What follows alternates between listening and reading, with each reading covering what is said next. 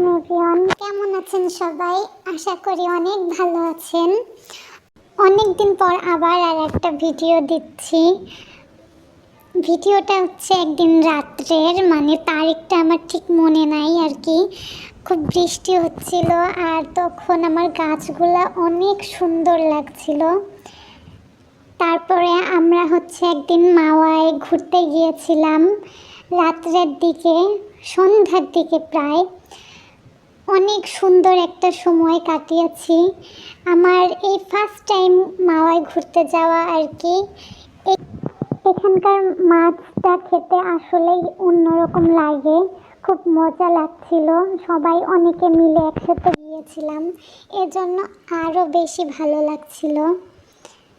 তো এখানের যে ভর্তাটা তৈরি করে, আমি ভেবেছিলাম এই ভর্তাটার পুরো রেসিপিটা আমি শিখে নেব।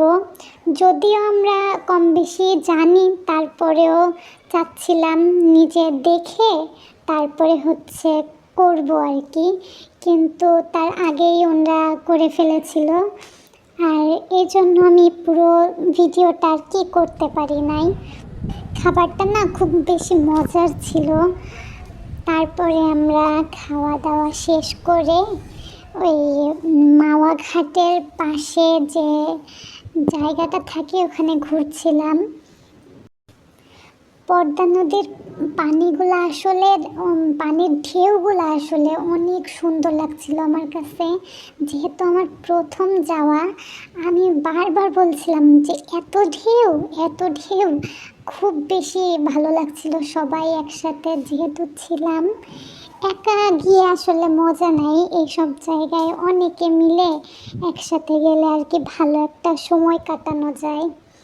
তো আমরা বেশ অনেক সময় এই পদ্মার পাড়ে ছিলাম, গল্প করছিলাম আর কি।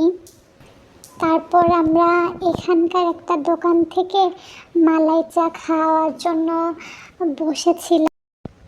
আজকের ভিডিওটা আর বেশি বড় করব না, কারণ অনেক দিন পর ভিডিও দিচ্ছি। জানি না আমার ভিডিও কেউ দেখবে কিনা।